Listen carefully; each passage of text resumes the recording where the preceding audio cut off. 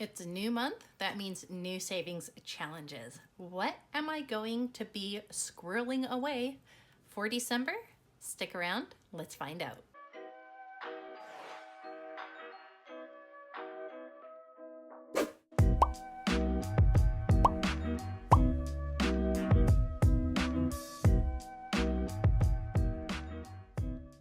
Hello friends, and welcome back to my channel. My name is Erin. I am documenting my journey to complete debt freedom and financial independence.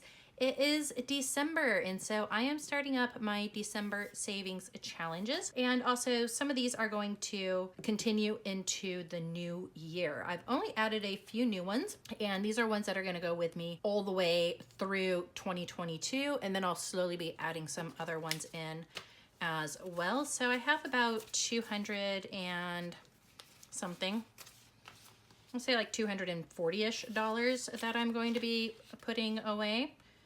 And I'm just going to set these ones here a little bit wonky. I don't even know if those are even on screen. They're on screen. So I cleared out all of my savings challenges, counted all of them up. Money has been taken back to the bank, thinking on how I'm going to change that up for next year. So I have my savings challenge binder that I've been using for this year, and then another one that I'm starting up. But going to start with, I haven't added really anything new here. So I have here my 26-week challenge, and I am going to be adding $30. So we will color in one of my, okay, that's a really ugly coloring in category. So this one is carrying over from, I started it earlier this year. It's going to carry into next year, and then I'm going to be starting some other ones as well. I don't know, maybe I'll just finish it up. I can't decide because I am indecisive. So anybody else like that?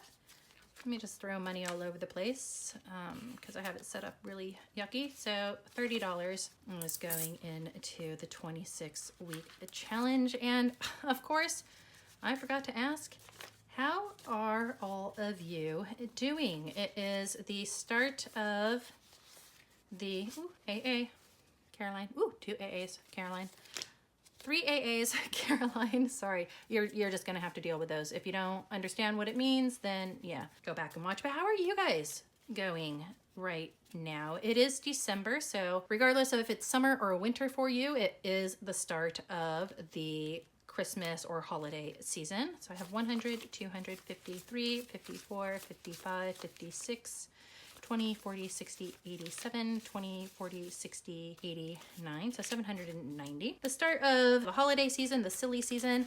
I like to call it the fake smile season as well, because if I'm being honest, if there is any time of the year that you have to be nice and pleasant-ish, tolerate people that you might not like as much and such, this is the season that is happening. $15 going into my Boxing Day. So again, if you are new to my channel, if you are not familiar with Boxing Day is the day after Christmas, so it is known for having different sales and such for that. So I'm not sure that I'm actually going to use it for any sales because I got a few other things I think that I want to do. But so I've got 51, 52, 20, 40, 60, 83, 20, 40, 60, 84, 20, 30, 40, 50, 55, 60, 65, 465 out of 500. So almost there with just a few weeks left to go. We'll see how things go. I might just go ahead and finish this off. But yeah, this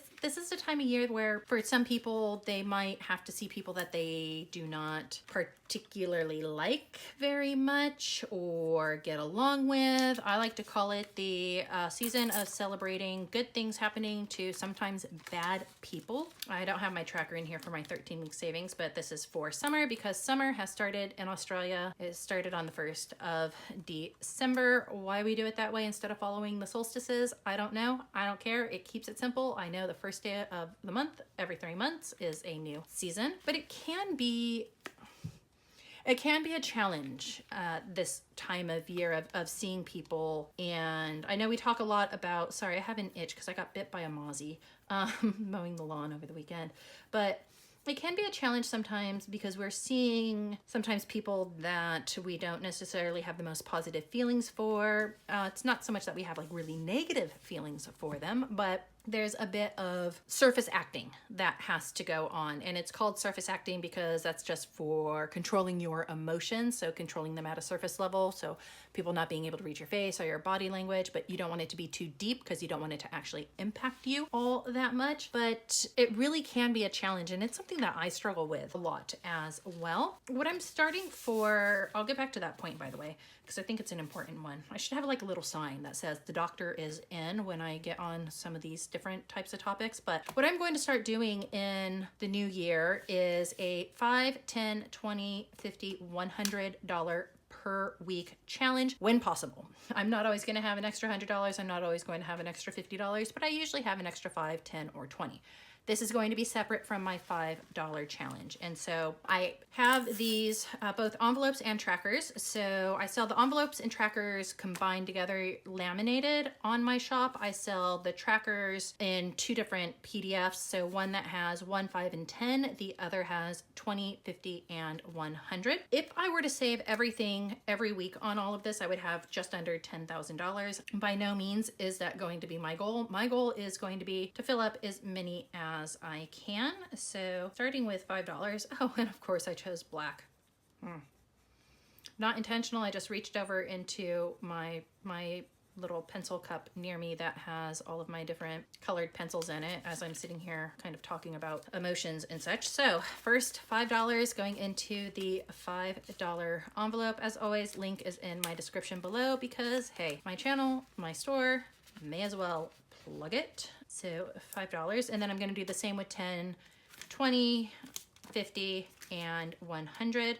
As I said, 50 and 100, not going to be done every single week, but when I can, I do. The topic, let me see if I can grab, there's a different colored pencil to use. It can be challenging this time of year to either not just see some people maybe doing better than you are doing, but seeing people that you may not particularly like or people that you know more about than others, having really good positive things. That's why I say when you see good things happen to bad people or to people that you have had bad experiences with, and working through that and handling that and some of the different coping mechanisms that come along with that, because it leads to a lot of family arguments, particularly. So I think I'll choose a different color for each one. So how do you go about navigating that? Because you can't just always be, not everybody has the same experiences with everyone, and we cannot project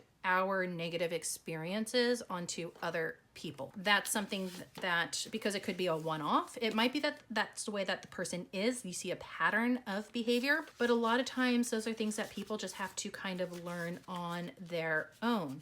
And there's different types of strategies that you can go through for handling that. You know, one, if you don't have to be in that situation, then by all means, do not intentionally put yourself there.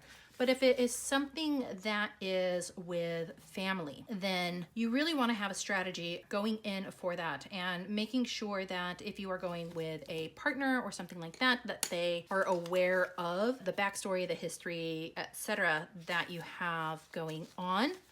But then also, you can be pleasant to a person and it is not a violation of your moral code or anything else. But at the same time, you don't have to stay around that person. So you can do your requisite hello, how are you, kiss, kiss, all of that, and then go about your merry way and just try not to focus on what is going on at that area. So there is an element of avoidance that comes with that, and avoidance isn't always the best possible strategy to have. However, it's not that you are avoiding the emotions, you are avoiding the person that evokes those emotions, and those are two very different things. You don't want to put yourself into a situation where you are going to be upset or miserable or emotionally charged, right? You want to be able to maintain that control. So that is probably one of the best possible things that you can do, because again, a lot of times you're not able to get out of those situations. It may be a family member, it may be somebody married to a family member, or partner of a close friend, if you've ever had anything like that. But what I'm saying is that don't let your joy for the holiday season be taken away by something that is external to that. You deserve to enjoy the holiday season in any way that you want to enjoy it.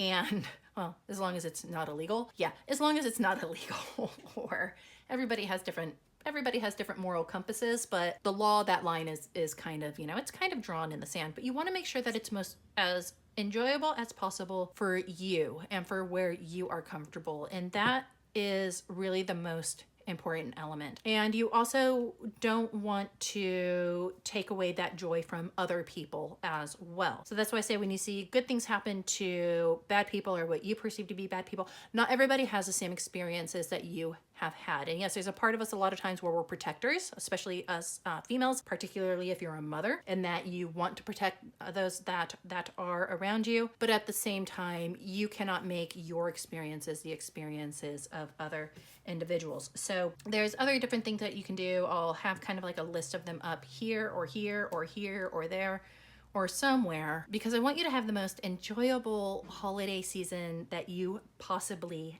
can, that works with you, your situation, your family, your finances as well, because that's a whole nother area. 'Tis the season to socially compare with everybody else of who is getting what and how much of what and how much it costs, and not letting us carry that over with us into the new year. So probably a bit more than I anticipated getting, but it's just something that's been weighing on my mind and on my heart, and thinking that it's not something that is often talked about in budgeting videos, and particularly with cash stuffers. And they say, oh, and I've said it myself, it's not about the amount, it's about the behavior and everything else. Well, this is the time of year that people really start to notice. And this is a time of year that people really come close to losing their grip on the things that they control, myself included. That there's a reason why I talk about some of these things, is because there are things that I am facing, and I'm facing some of this myself right now. So I'm kind of talking through my own handling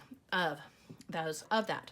But keep control of what you can. Experience the emotions, experience the grr, scream in a pillow, drink chocolate if that's what you do, eat wine if that's what you do. And yes, I know those are mixed up, and the person who mentioned that will understand completely what it is that I am talking about. But do what you need to do to maintain the control with yourself, so that you're not so grr and you're more like, yay, happiness. And we're going to end on happiness, because that is what I prefer. So do remember, today, every day, no matter what, if possible, choose kindness, show gratitude, always keep a positive mindset. I will see you in the next video.